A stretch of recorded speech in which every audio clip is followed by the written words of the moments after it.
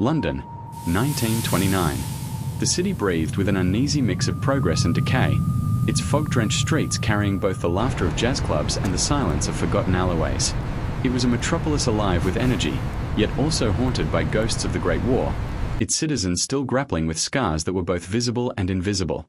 Against this backdrop of modernity and trauma lay the hidden world of the asylums, towering institutions of stone and shadow where society placed those it did not understand.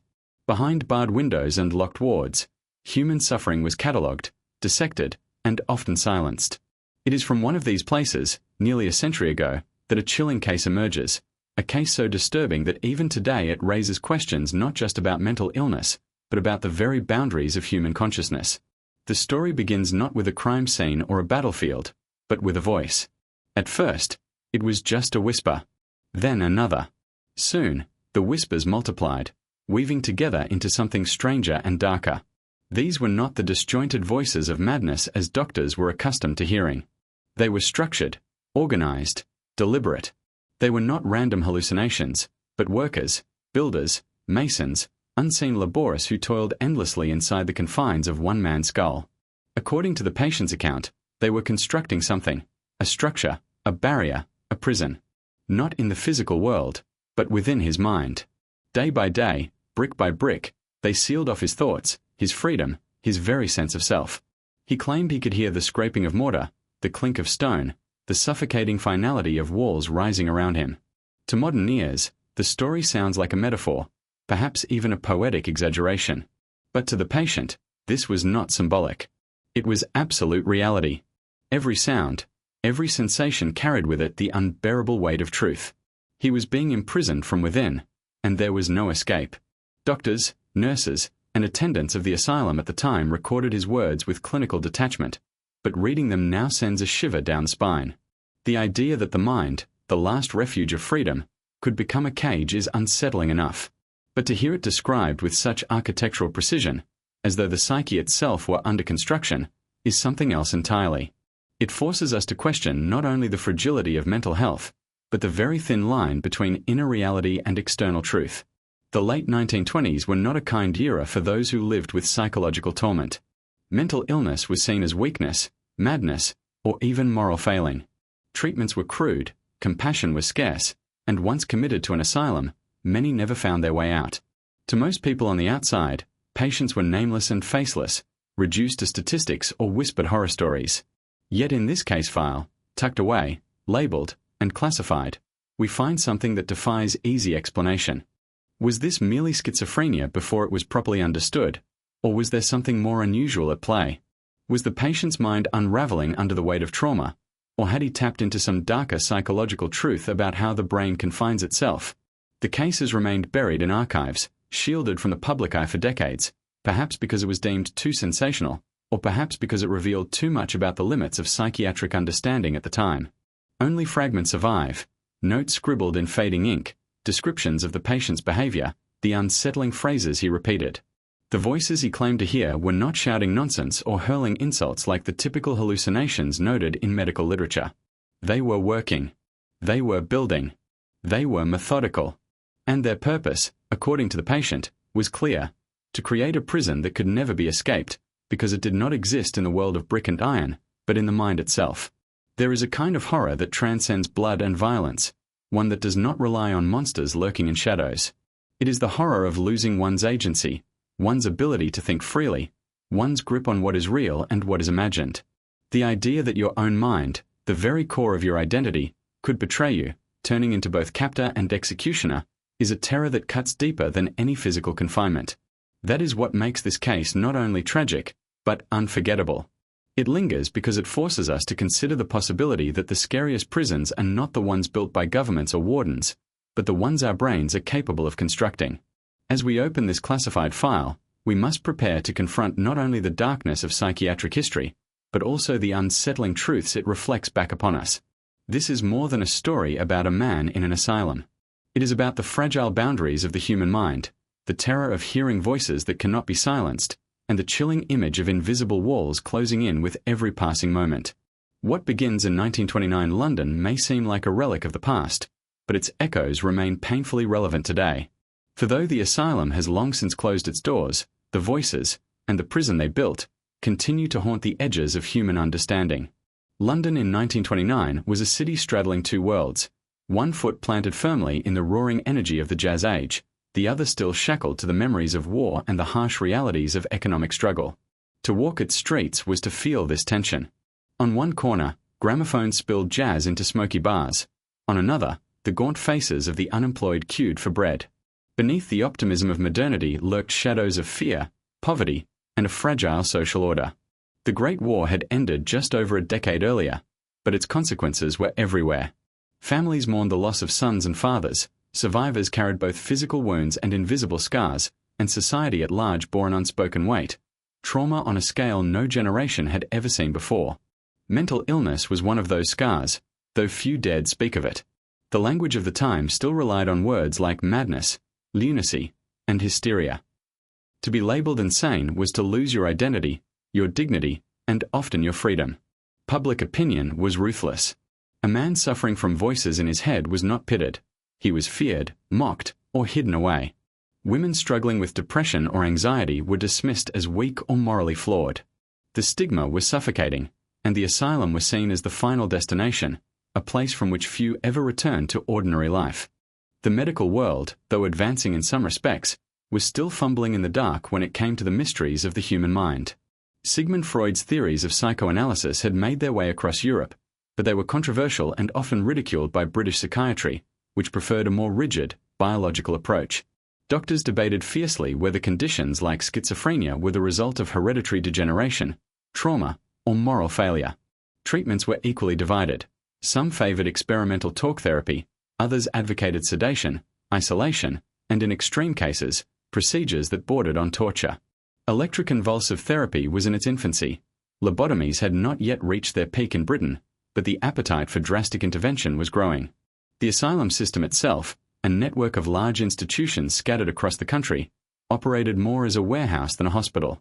In London, facilities like Bethlem Royal Hospital, infamously nicknamed Bedlam, stood as grim monuments to the history of psychiatric care.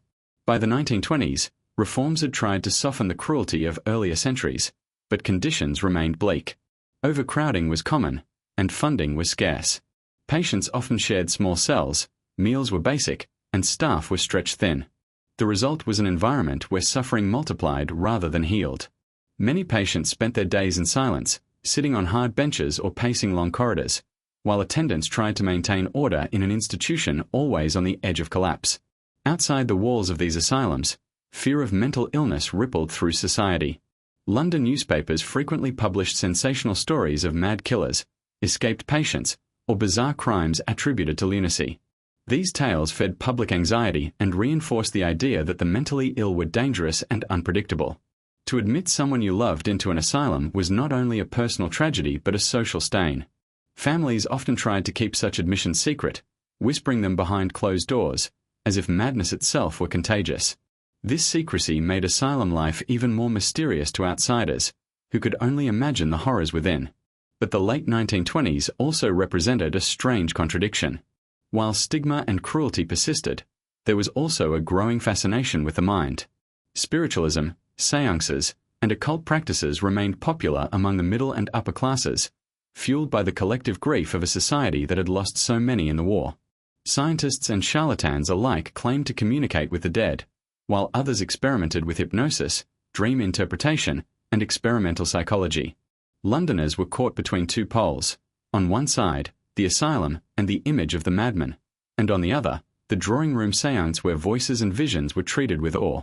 For someone hearing voices in 1929, their fate might depend entirely on context. Were they a tragic figure deserving sympathy, a dangerous lunatic to be confined, or a mystical visionary? It is in this environment that our classified asylum case unfolds. The patient who believed voices were building a prison inside his mind entered a world already primed to misunderstand him. His symptoms did not appear in a vacuum. They emerged in a city buzzing with both modern progress and archaic superstition. To the medical staff, he was one of many. To the public, had they known, he would have been a headline or a whispered cautionary tale. Yet his experiences stand out because they so vividly reflect the cultural anxieties of the time.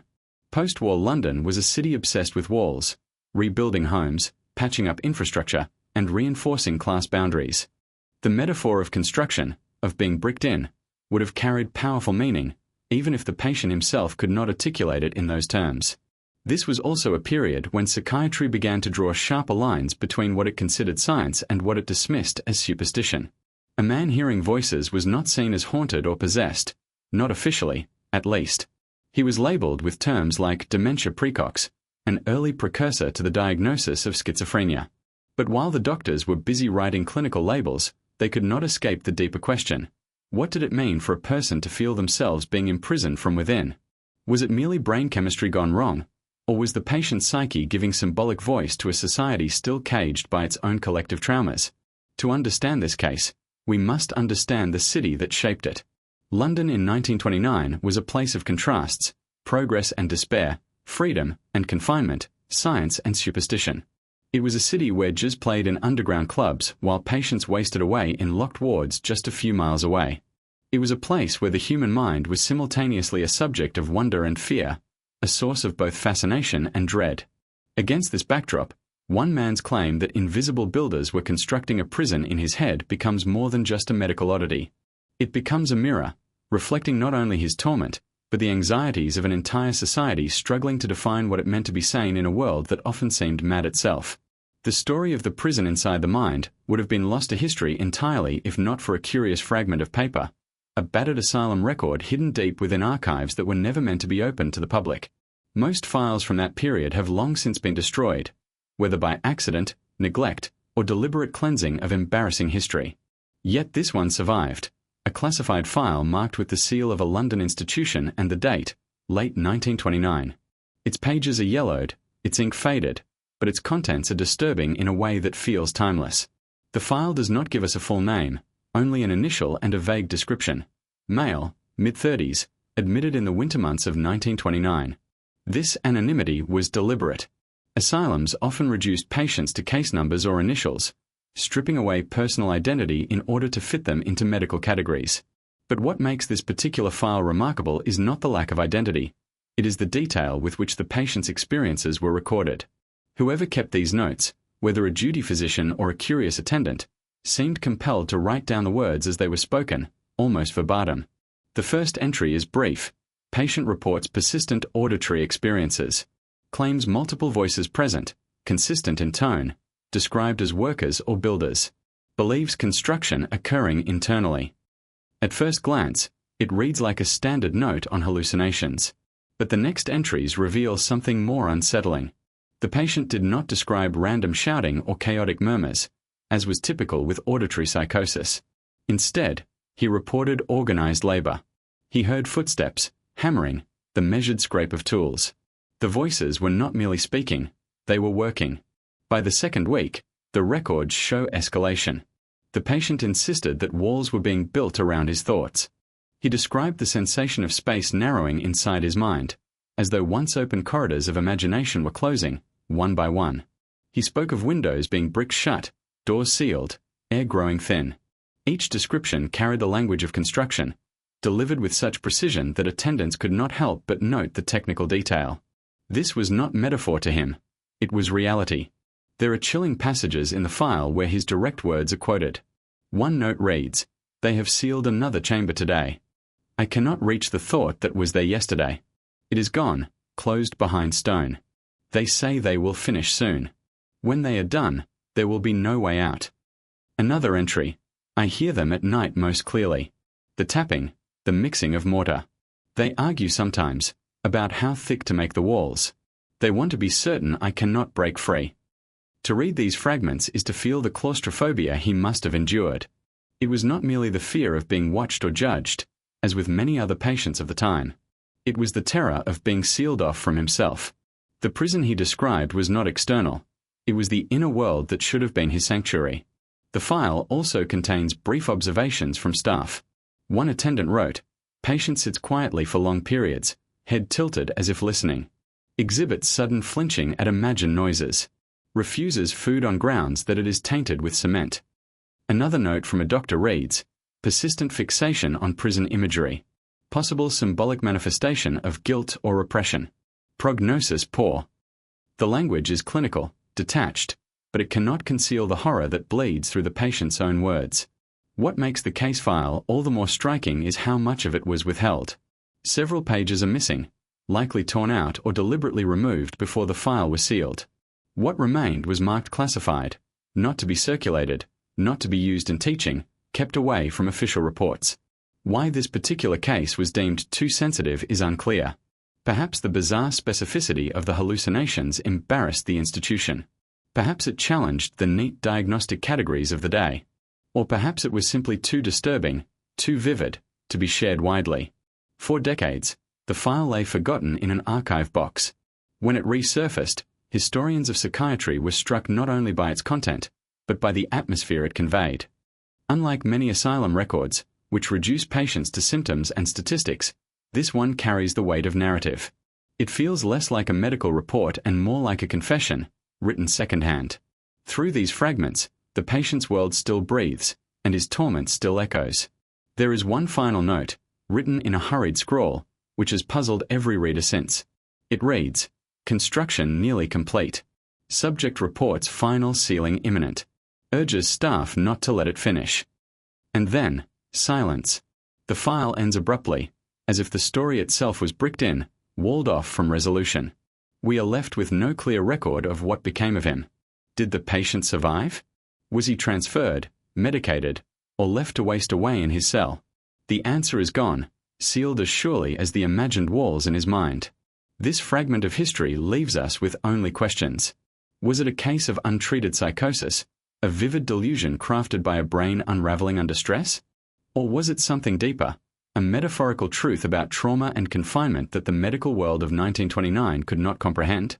Whatever the answer, the file stands as a haunting reminder that sometimes the most disturbing prisons are not built of stone and iron, but of thought and fear. The classified file gives us no name, no photograph, no full biography. To the institution, this patient was nothing more than a case number and an initial, filed away under the cold language of diagnosis. Yet even in the absence of identity, fragments of his life leak through the records, whispers of a man who once walked the streets of London before he was swallowed by the asylum. Piecing together these fragments is like holding shards of broken glass, dangerous, incomplete, but revealing a distorted reflection of the life behind the madness. From scattered notes, we learn he was a man in his mid-30s when admitted, which places his birth somewhere in the late 1890s. That detail alone positions his formative years against a backdrop of enormous upheaval. He would have been a child during the final years of the Victorian era, a teenager as Britain moved into the modern age, and a young man when the First World War erupted. The file hints at personal losses connected to the conflict, a vague phrase that likely meant the war carved deep scars into his life. Whether he served in the trenches himself, or simply watched friends and family vanish into the mud of France, we cannot say for certain. But the shadow of the Great War looms large over his generation, and it is almost impossible to imagine his early adulthood untouched by its horrors. Some brief comments from the admitting physician suggest a working-class background. There are references to unstable employment and disrupted housing, coded language that points to financial hardship and frequent relocations. London in the 1920s was a city of contrasts, gleaming theatres and fashionable shopping streets for the wealthy, and crumbling tenements for the poor. If this man drifted from job to job, always on the edge of poverty, his mental health would have been tested long before the voices began. The file also mentions family strain, another vague phrase, but one repeated several times in different contexts. It suggests a household marked by conflict, perhaps domestic violence, perhaps abandonment, perhaps simply the grinding stress of poverty. The war had torn many families apart, leaving widows, orphans, and men broken in body and mind. In such an environment, cracks could easily widen into chasms. For someone already vulnerable, the combination of grief, instability, and isolation could have planted the seeds of collapse. One particularly intriguing note comes from an attendant who describes the patient's manner of speech, educated beyond appearance. This phrase implies that, despite his rough background, he had a way of expressing himself that felt striking, even poetic. His descriptions of the prison in his mind, so vivid, so detailed, were not the random mutterings of a disordered brain. They were structured, almost literary, as if he possessed a sensitivity to language uncommon among asylum inmates of his class. This detail adds another layer of tragedy, a man capable of articulating his torment with haunting clarity, yet trapped in a system that reduced him to silence. It is here that empathy becomes unavoidable. Behind the case notes and clinical detachment, we glimpse a human being, a man who loved, lost, struggled, and ultimately broke under pressures we can only partially reconstruct. The asylum file makes no mention of family visits, which raises another painful question. Had his relatives abandoned him, ashamed of his condition? Or did he isolate himself, too afraid or too confused to reach out for help? Either way, by the time he entered the asylum, he was utterly alone. This loneliness seeps into every recorded word he spoke. When he described the builders in his head, he never called them strangers. He gave them roles, functions, as though they were a twisted substitute for companionship. They worked together in harmony, even arguing at times, a grotesque parody of human community. For a man cut off from his own family, perhaps the voices became his only company, even as they built the prison that destroyed him. The fragments of identity we find also raise questions about the deeper meaning of his hallucinations.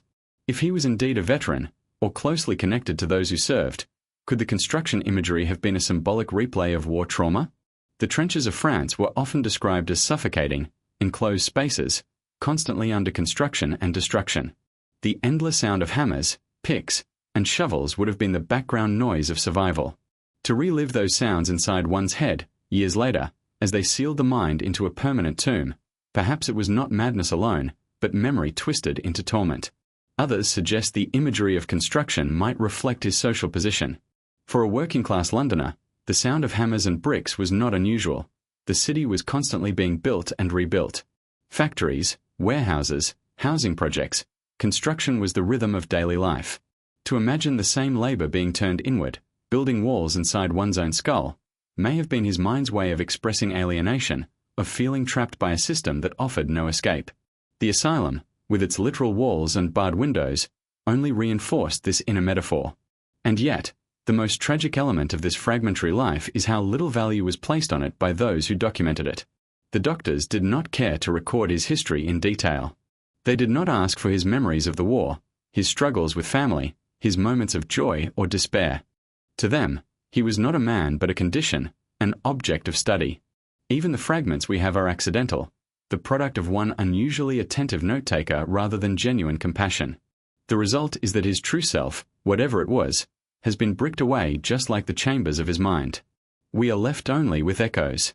A life in fragments, a story half-told, a human being reduced to shadows in the margins of a file. Yet in those fragments lies something more powerful than a complete biography. The very incompleteness forces us to imagine the missing pieces: the laughter of childhood, the love of a mother, the first job, the first heartbreak, the long nights of fear before the asylum doors closed forever. In imagining him, we restore some measure of the humanity stripped from him. And perhaps that is the cruelest irony. The patient believed the voices were sealing him away in a prison from which there was no escape. In truth, the asylum system itself did the same. It took his life, his name, his story, and bricked it away in a file labeled classified. Now, nearly a century later, we can only chip at the edges, trying to glimpse the man who once was, a man whose identity survives only in fragments, yet whose suffering speaks louder than any name could. The medical reports from 1929 detail a chilling transformation that unfolded over the course of mere weeks, though to those around the patient it must have felt like an eternity. At first, there were whispers, voices heard at the edge of silence, like distant conversations carried through walls. The patient described them in vague terms. "They speak, but they never look at me," she said to one of the doctors. To others, this might have been dismissed as stress or exhaustion, but soon the whispers grew louder, and the voices became impossible to ignore. They no longer drifted from the shadows. They addressed her directly, with a cruel familiarity. The reports note that she began naming them, as though the unseen entities had personalities of their own, shifting between mocking laughter and urgent commands. Family and neighbors, once skeptical, became frightened. Late at night, screams echoed from her room, and she would pound on the walls, insisting that the voices were closing in, constructing invisible barriers. "They are building," she claimed. "Brick by brick, they are building a prison around me." Such statements were recorded word for word by the asylum staff, who were fascinated by the precision of her metaphors. Unlike other patients who devolved into incoherent rambling, she spoke in structured, haunting imagery. Each account gave the impression of a mind both unraveling and constructing something terrifyingly coherent at the same time. By the time she was committed to the London asylum, her condition had worsened. Observers wrote of her pacing endlessly, tracing the same path across a cell as though confined by invisible walls. When asked why she walked in circles, she replied, "I cannot go beyond the edge. The voices won't allow it. They are watching." Staff attempted to test her, placing objects outside the invisible boundary to see if she would retrieve them, but she would not cross the invisible threshold. To her, the barrier was real, impenetrable, and enforced by the ceaseless chorus of unseen jailers. Doctors at the time debated fiercely about her case. Some argued it was a severe form of paranoid schizophrenia, a relatively newly classified mental disorder in the late 1920s. Others saw her visions as unique, even symbolic, a psychological manifestation of something deeper, possibly tied to trauma or repressed memory. What unsettled many was the precision of her descriptions. She claimed the walls were not abstract but constructed brick by brick, stone by stone, each sound in her head resembling the strike of a mason's hammer. The medical notes describe her staring into empty space, then ducking suddenly as though a brick had been placed directly in her line of sight. Her family, when interviewed, admitted that her condition had begun long before her institutionalization. She had grown withdrawn, frightened of gatherings, convinced that conversations in public houses and markets were directed at her. At night, she believed her dreams were not her own but projected into her mind by others. In one particularly disturbing account, she said, "They steal my thoughts before I have them. Then they return them broken." This eerie perception blurred the line between delusion and something more sinister, feeding the imagination of later readers who wondered whether she was merely a victim of mental illness or something stranger altogether. Inside the asylum, her descent accelerated.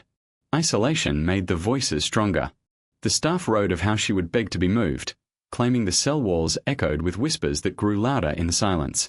At times she clawed at the walls until her fingernails bled, convinced that if she could just tear down a single brick, she could escape both her physical and mental prisons. But when the doctors checked her hands and tried to calm her, she would plead with them to listen.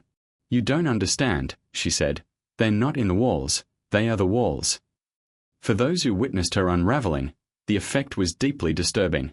Asylums in the late 1920s were already filled with cries, screams, and mutterings of the afflicted, but this case struck a different chord. Her descriptions were too articulate, too vivid, as if she were transcribing a reality only she could perceive. Some attendants reportedly began to avoid her room, unsettled by her tendency to stop mid-sentence, tilt her head as if listening, and then respond to an unheard voice with chilling clarity, "Yes, I see it. I'll stay inside." To modern readers, the case is a stark example of untreated psychosis and the devastating effects of early 20th century mental health practices.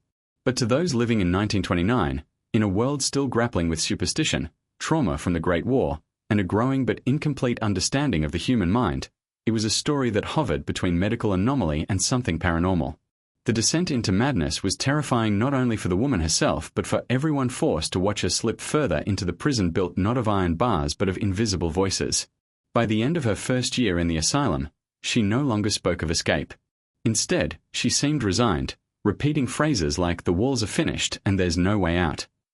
The staff recorded these final shifts in tone with a kind of morbid fascination. She had moved from resistance to acceptance, surrendering to a reality only she could perceive. Whether this was a natural progression of her condition or a psychological collapse under the weight of her hallucinations, it marked the end of her fight, and the beginning of the legend that would make her case one of the most chilling in the archives of London's mental institutions. The asylums of London in 1929 were institutions caught between the old world of superstition and the emerging science of psychiatry. For most patients, admission meant abandonment, a silent acknowledgement from family and society that they would never return to normal life. These places were not designed for recovery but for containment. The case of the woman who claimed voices were building a prison in her mind became yet another soul swallowed by stone walls, barred windows, and the relentless routines of institutional life. Her admission records described the building itself with almost as much detail as her condition. The asylum was a sprawling complex of red brick and iron, its corridors echoing with footsteps and muffled cries. At night, the sound of locks and the rattle of chains punctuated the silence, reminding staff and patients alike that this was a place of confinement as much as care. The woman was placed in a single-occupancy room, bare except for a bed, a basin, and a barred window that admitted little light. For someone already convinced that she was trapped inside invisible walls, The irony of such a setting could not have been more cruel. Daily life followed a rigid structure. Patients rose early, were washed and dressed under supervision, then fed in communal dining halls where silence was often enforced. Therapy at the time was crude: cold baths, isolation, and the administration of sedatives meant to calm the agitated mind but which often dulled it to near stupor. For the woman, this routine did little to ease her condition. The voices continued unabated, and the sterile monotony of asylum life only deepened her conviction that her mind was being walled in, brick by brick. Doctors made repeated observations. They noted her resistance to group activity, her avoidance of other patients, and her fixation on invisible boundaries. In one entry, a physician described how she refused to cross the threshold of the ward door, insisting that the mortar hasn't dried yet. Another report recorded her reaction during mealtimes. She would sit motionless before her food, claiming that the voices were whispering poison into her bread. When persuaded to eat, she did so hesitantly, pausing often to listen, as though the voices were dictating her every action. The staff, hardened by years of exposure to madness, nevertheless found her case unsettling. Many patients raved or screamed incoherently, but her words carried an eerie poetry. She did not speak in fragmented nonsense but in carefully chosen imagery, describing the construction of her mental prison in detail.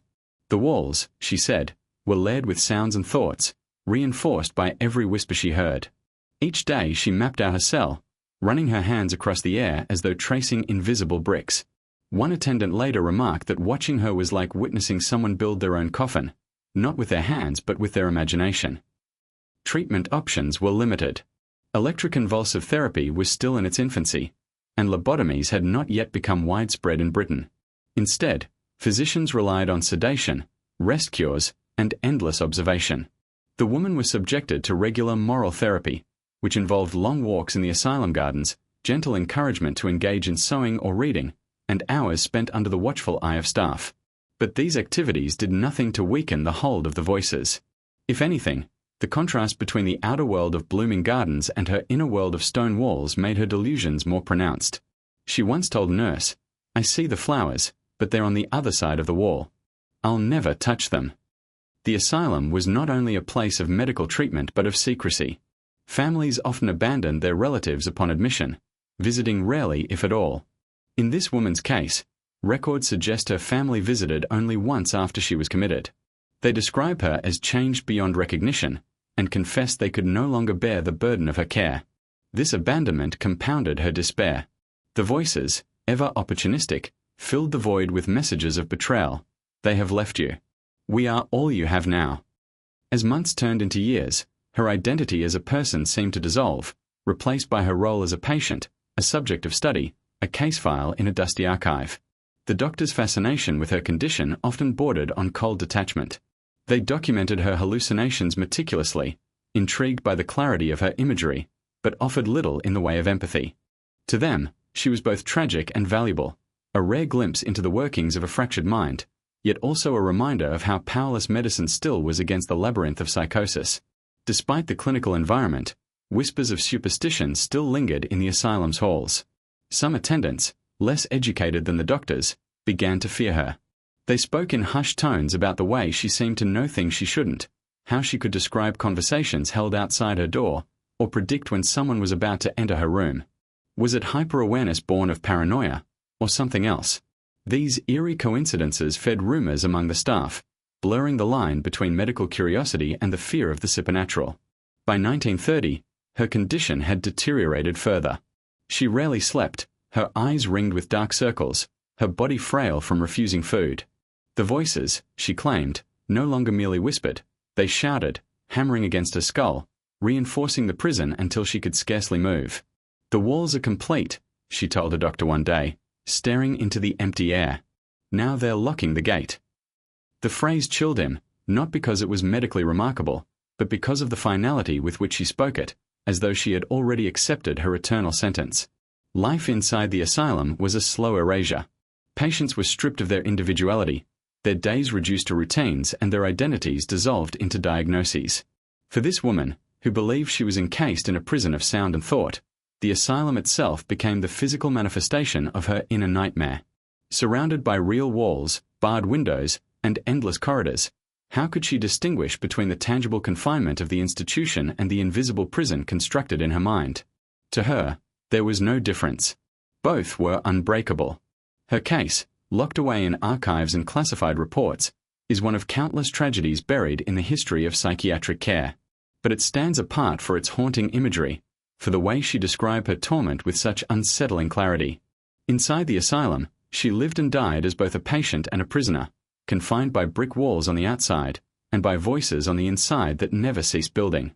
Buried deep in the archives of London's psychiatric institutions, the case of the woman who claimed voices built a prison inside her mind was not easily found.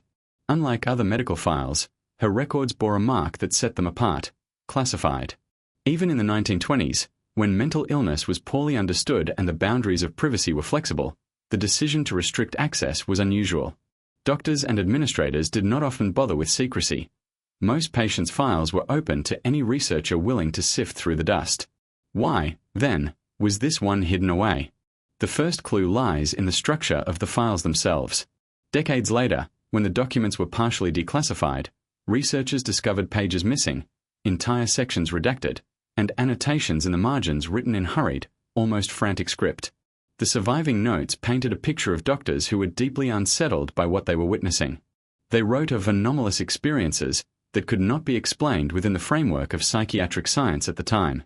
Phrases like highly irregular, potential breach of confidentiality, and do not circulate appeared repeatedly in the reports. The files also revealed a curious tug-of-war between science and something less tangible. Some physicians argued passionately for a purely medical explanation: severe paranoid schizophrenia compounded by stress and trauma. Others, however, hinted at something more disturbing. They noted the uncanny precision of her descriptions, the way her hallucinations followed a structured pattern rather than descending into chaos. One doctor even questioned whether the voices were entirely hallucinatory in nature, a statement that would have been scandalous in professional circles. Such speculation risked accusations of unscientific thinking, yet it slipped into the record, surviving the censors. Perhaps most intriguing are the testimonies of attendants and nurses, which were included in the files but heavily suppressed. These staff members spoke of hearing things themselves, faint whispers in the corridor outside her room, knocks on the walls when no one was there, and moments when the atmosphere in her cell felt inexplicably heavy, as though the very air pressed down on them. One nurse, her testimony later crossed out in thick black ink, claimed she once felt unable to step forward into the patient's room, as though an unseen barrier held me back. Whether this was the power of suggestion, fatigue, or something more unexplainable, it rattled the staff to their core. The classified status of the case may also have been influenced by external factors. In 1929, Britain was still haunted by the shadow of war. Shell shock, what we now recognize as PTSD, was rampant among returning soldiers, and the medical establishment struggled to maintain authority in the face of widespread suffering it could not fully treat. To admit that a patient's case suggested phenomena outside the accepted boundaries of psychiatry might have undermined that fragile authority. By suppressing the files, the asylum could protect itself from scandal and maintain the illusion of control. Some researchers later speculated that the classified nature of the documents was tied to the woman's family. There are hints in the files that her relatives were of some social standing, perhaps connected to local politics or business. The stigma of madness in 1929 carried severe consequences, and families often went to great lengths to conceal such afflictions.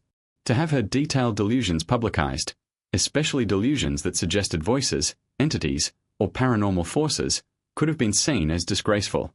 Classification, in this sense, was not just about science but about social protection. Yet the very act of sealing the case only deepened its mystique. When fragments of the files resurfaced decades later, they fed speculation and rumor. Some claimed the woman had been subjected to secret experiments, though the surviving records provide no evidence of this. Others suggested the voices she heard were not internal at all but external, the product of early technology, crude attempts at transmitting sound that somehow reached her mind. These theories, while sensational, are less important than what the files truly reveal: the unease of doctors who could not fully explain what they were seeing, and the desperate measures taken to bury their discomfort. The most haunting detail in the files comes from one of the last entries before her death. A doctor wrote that the woman no longer cried, screamed, or resisted. Instead, she sat silently for hours, her hands folded in her lap, her eyes fixed on the bare wall in front of her. When asked what she saw, she whispered, The walls are finished. The lock has turned.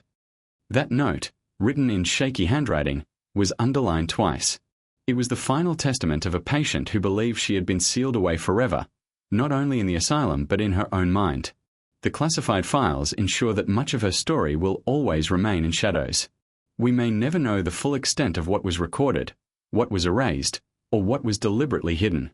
But the fragments that survive serve as a window into a time when the boundaries between madness, mystery, and medical science blurred dangerously. The secrecy that surrounded her case only adds to its darkness, leaving us to wonder, was she silenced to protect her privacy, or to protect the world from a truth it was not ready to face? Within the walls of the asylum, the patient's words echoed beyond her own confinement.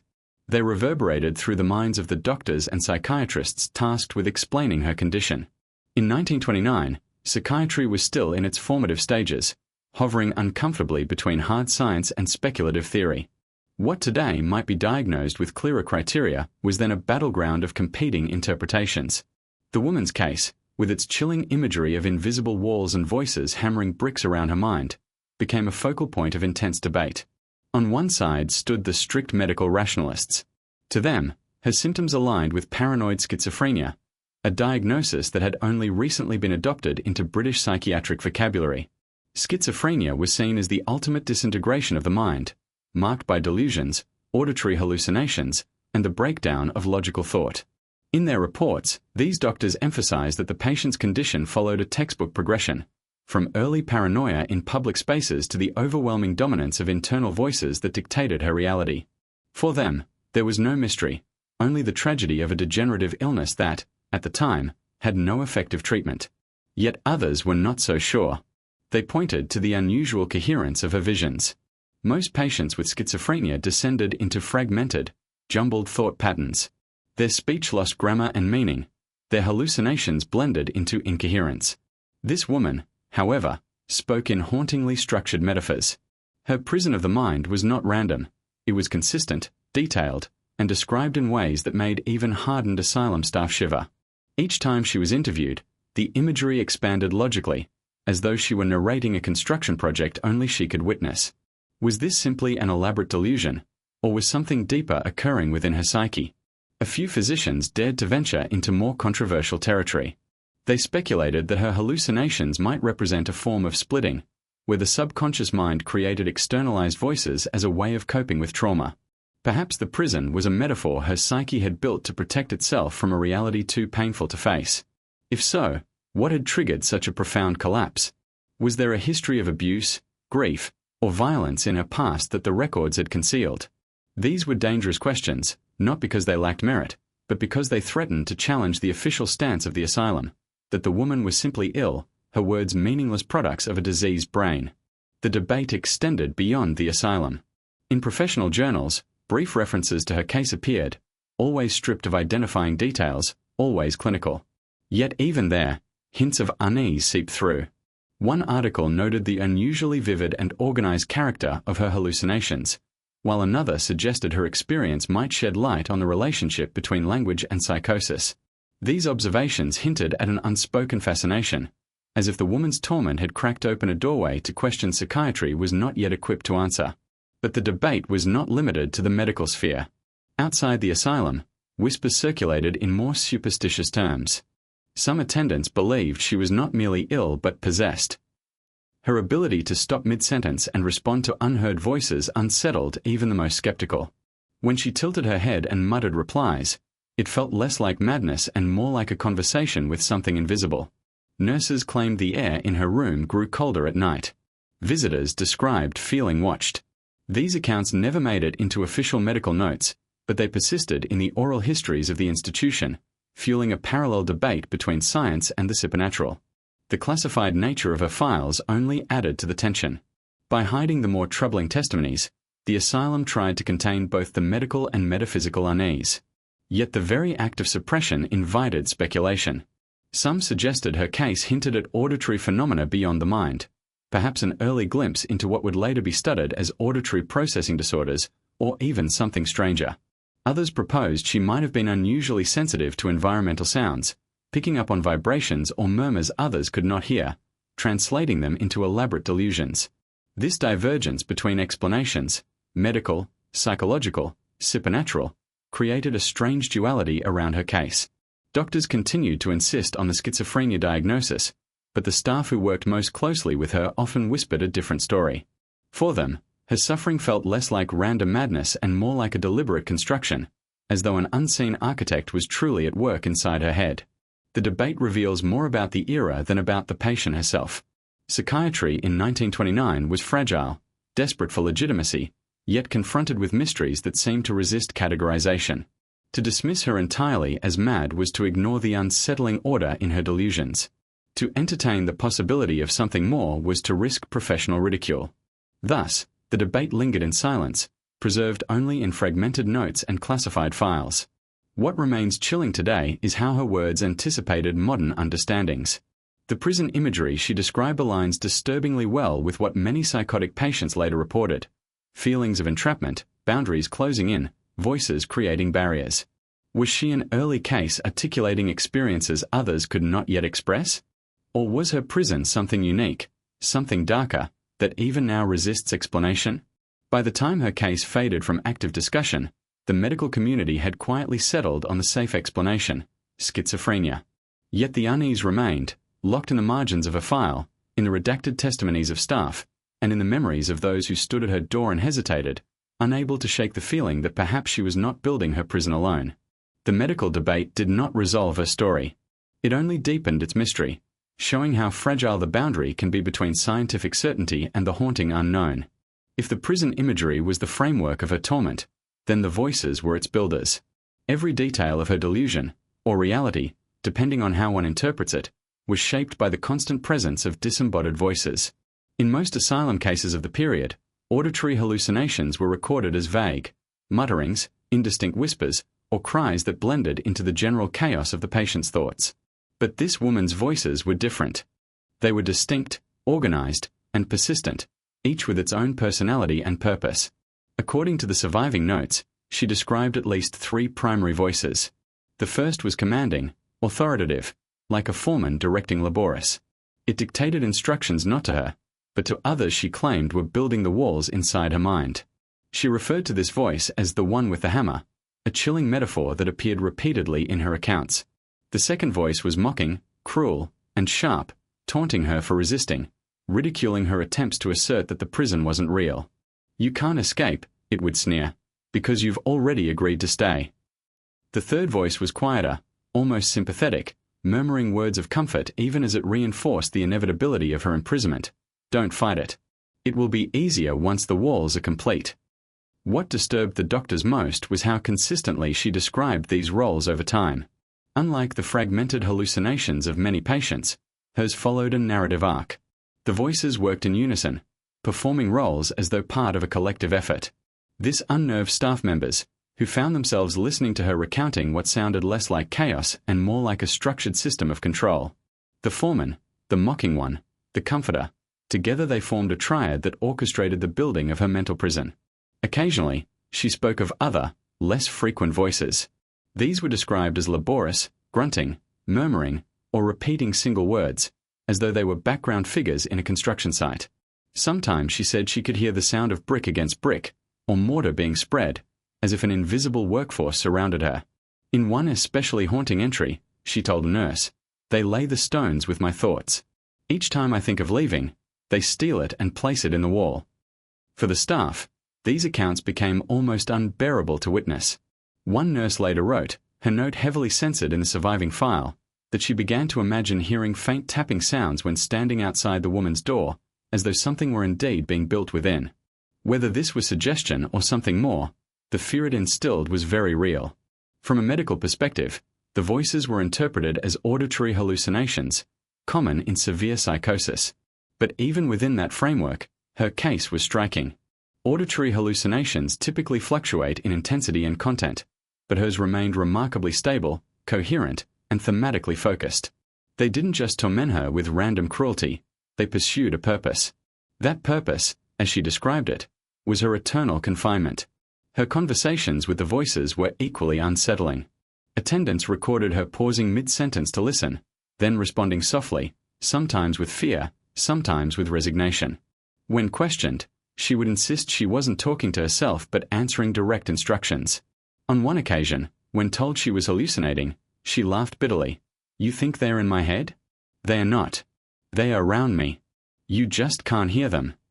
What stands out is how she framed the voices not as intrusions but as external forces exerting power over her environment. This distinction, though subtle, is critical. Many patients describe voices as coming from within, the echo of their own thoughts twisted against them. She, however, insisted that her voices were builders operating in the external world, transforming her surroundings brick by brick. This externalization made her condition feel less like inner chaos and more like entrapment by invisible jailers. Her words also carried a religious and mythic weight, though she never explicitly invoked religion. The triad of voices, the commander, the mocker, the comforter, mirrored archetypes found in folklore and scripture. Some staff speculated, privately, that her mind had drawn on subconscious archetypes to populate her tormentors. Others whispered more darkly that perhaps she was truly communing with forces beyond human understanding. Either way, the effect was chilling. Over time, the voices consumed her identity. In the early stages, she resisted, arguing back, begging for silence. But as the months wore on, her resistance weakened. She stopped pleading for help and instead began repeating the voice's messages as though they were her own thoughts. "The wall is almost done. The gate will close soon. You cannot leave." By the final years of her life, her speech had become almost entirely a reflection of the voices, her individuality erased by the prison they had constructed. For modern readers, the descriptions offer a disturbing look into the human mind's capacity to generate torment. They also raise questions about the relationship between hallucinations and meaning. Were these voices simply products of psychosis, or was her brain creating them as metaphors for something deeper? Trauma, repression, or unspeakable memory? The clarity with which she described them, and the way they operated as a coordinated system, challenges the simplistic notion of random madness. In the end, the voices defined her existence. They were her companions, her tormentors, her jailers. To the doctors, they were symptoms. To her, they were builders. Builders who erected walls no one else could see, yet which confined her more completely than iron bars ever could. And when she whispered, near the end, "The walls are finished. The lock has turned," it was not simply the surrender of a patient to her illness. It was the closing of a narrative the voices themselves had constructed, a prison story that began with whispers and ended with silence. The woman's relationship with the voices was not entirely passive. She did not simply endure them in silence. Instead, she tried, again and again, to establish dialogue, negotiation, even moments of defiance. This effort to communicate, whether with the voices themselves or with the outside world, reveals one of the most haunting aspects of her condition. She wanted desperately to be understood. The tragedy was that every attempt seemed only to draw her deeper into the labyrinth of her prison. At first, her communication was directed outward, toward the doctors and nurses. She tried to describe what she was experiencing in painstaking detail. She spoke of the construction of the walls, of the hammering and the whispers, of the foreman and his workers. But her words were often dismissed as the incoherent ramblings of a delusional patient. When she sensed this dismissal, her tone would shift. Sometimes she grew frustrated, slamming her hands against the asylum walls as if to prove their thickness. Other times, she would grow quiet, whispering as though afraid the builders would punish her for sharing their secrets. "They don't like it when I tell you," she confessed once to a nurse, her eyes wide with terror. She also attempted to communicate directly with the voices themselves. This was a complex process, marked by alternating defiance and submission. To the commanding foreman voice, she would plead, "Why me? Why are you building here?" When silence followed, she interpreted it as a deliberate refusal, proof of the builder's authority. To the mocking voice, she sometimes shouted back, cursing it, demanding it leave her in peace. These exchanges often ended in despair, as though the voice always had the last word. The comforting voice, however, elicited a different response. She would speak to it gently, asking questions, trying to negotiate. "If I stop fighting, will they stop building?" she whispered once. The reply, of course, was never what she wanted. Her attempts at communication extended beyond speech. She began to create strange symbols on scraps of paper, torn fabric, or the walls of a cell. These markings were neither random nor entirely coherent. They seemed to form patterns, repeating circles, and grids, often with lines intersecting like walls or corridors. Doctors at the time dismissed them as meaningless scrawls, but one attendant noted a disturbing regularity. It is as though she is drawing blueprints of a prison, room by room. Whether these drawings were attempts to map the space in her mind or efforts to warn others of what was being built remains unclear. Another form of communication came through her body itself. On several occasions, she tapped rhythms against her bed frame or floor, insisting that she was knocking back at the builders. The sounds were faint, deliberate, almost ritualistic. When asked what she was doing, she explained, "They tap at me all night. I must answer, or they think I am not here." These tapping rituals unsettled the staff, particularly when they claimed to hear faint answering knocks that they could not trace. Most dismissed this as imagination, but the reports suggest that the sense of unease spread far beyond the patient cell. Her communication was not only directed at the present but also carried into the future. In her later years, she began leaving behind what she called messages for the next prisoner. These were fragments of writing scrawled into books, medical charts, or the backs of photographs. The messages were cryptic, filled with warnings: "Don't believe the comforter. He is the cruelest of all." Or, "The door they build is never meant to open." For her, the prison was not a solitary fate but a pattern that might befall others.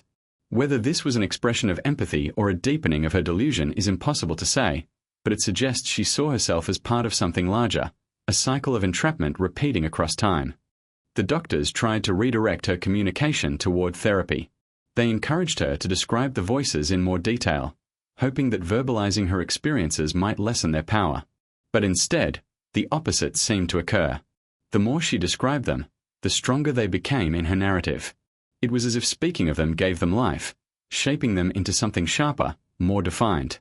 One doctor noted that after long interviews, she often appeared more exhausted, as though she had just returned from a grueling negotiation. Perhaps the most chilling element of her communication was its eerie consistency. Patients suffering from severe hallucinations often fluctuate wildly in what they report, their stories breaking apart under the strain of illness. But she remained steady, her accounts building layer upon layer as though documenting a real construction project. This consistency gave her words an unsettling credibility. When she whispered, "Another wall is finished today," it carried the weight not of a passing delusion but of a progress report. In the end, her communication became a trap of its own. She spoke so much of the prison, the walls, the builders, that she could no longer separate herself from them. Her words ceased to be warnings or negotiations and became declarations of fact. The lock has been placed. The last stone is set. These were not cries for help but acknowledgments of inevitability. Her voice, once an instrument of resistance, became part of the prison itself, echoing its completion. What lingers in the record is not only the horror of her delusion but the profound sadness of her efforts to reach out. She was not content to suffer in silence. She tried to share, to explain, to make others understand. Yet each attempt either failed to be believed or only served to reinforce the reality of her torment. Her communication was, in the truest sense, a double-edged sword, the only way to express her suffering and the very tool that deepened it. For modern readers, her attempts at communication raised disturbing questions. Were her words simply symptoms of madness, or did they carry meaning we still fail to grasp? Were the blueprints and warnings random scribbles, or could they reflect a deeper symbolic truth about the nature of confinement, both mental and physical? Whatever the answer, her attempts at communication remind us of something essential. Madness is not silence. Even in the darkest corners of the mind, there is still a voice trying to speak, still a desperate attempt to be heard. The woman's suffering cannot be separated from the institution that held her. London's asylums of the late 1920s were not places of healing in the modern sense. They were part prison, part hospital, part warehouse for society's unwanted. Within those high walls and locked wards, thousands of patients were managed rather than treated, observed rather than understood. In this environment, her case took shape, not just as a story of madness, but as an indictment of how silence, bureaucracy, and fear can turn humans suffering into something unspeakable. The asylum where she was confined was a fortress in its own right, with barred windows, locked doors, and endless corridors. It was built, ironically, to contain those deemed dangerous to themselves or others, yet the architecture mirrored the very prison she claimed was being constructed inside her mind. Thick stone walls, echoing halls, and the constant presence of guards disguised as attendants blurred the line between metaphor and reality. To her, the outside world offered no refuge, The institution's cold design seemed to validate the voices, as though the asylum itself were conspiring in the building of her invisible cell. Doctors of the time, trained in the rigid traditions of psychiatry, approached her condition with detachment. They catalogued her symptoms, scribbled notes, and debated diagnoses. Was this schizophrenia? A form of chronic hallucination? Or was it something new, something unclassified? The language of the case files reflects uncertainty cloaked in clinical authority. Persistent auditory hallucinations. One entry notes. Delusional system of confinement, says another. Yet beneath the jargon lies an unspoken admission. They did not understand her. The nurses, who spent more time with her than the doctors, saw a different side. Some pitied her, others feared her. A few even grew superstitious, whispering that she had seen something real beyond the grasp of ordinary minds.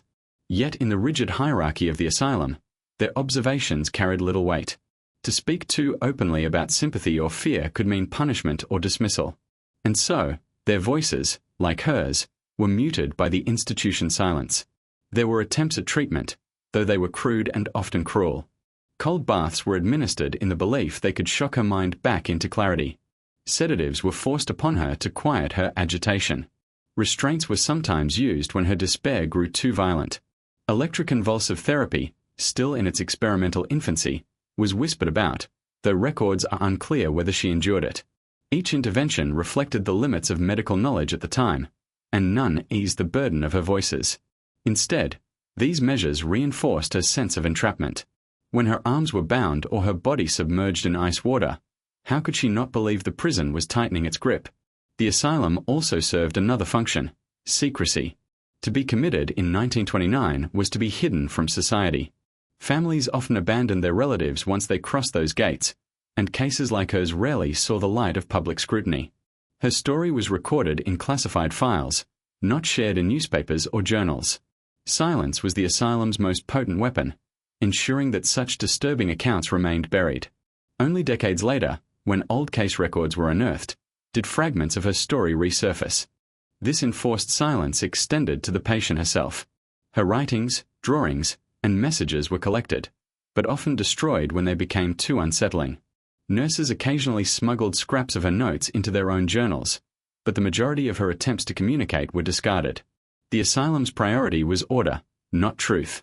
And so, her prison was doubly constructed, one inside her mind, and one enforced by the walls of the institution and the erasure of her words.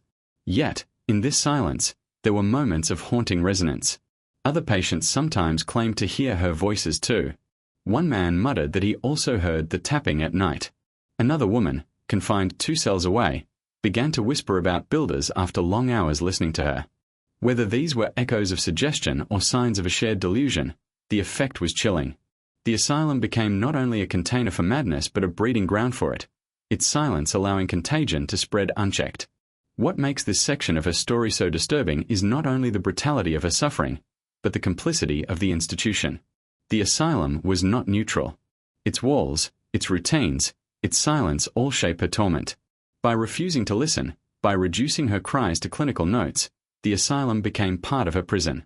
The voices might have lived in her mind, but the institution gave them weight, structure, and legitimacy. For modern readers, this raises a disturbing question. How many other voices were lost within those walls?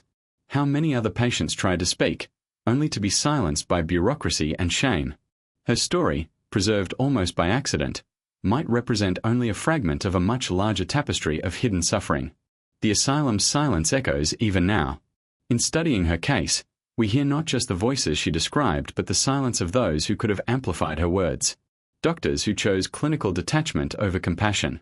Nurses who whispered their fears but dared not record them. Families who left her behind and never returned. Silence, in this story, is as chilling as any hallucination.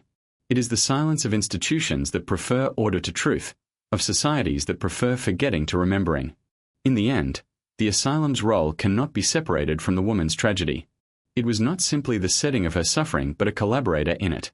Its walls mirrored her hallucinations, its silence deepened her isolation, and its erasure of her communication ensured her prison was complete. And when her case was finally sealed in dusty archives, the institution performed its final act of silence, burying her story so deeply that, for decades, no one would hear the voice of the woman who lived in a prison built around her mind.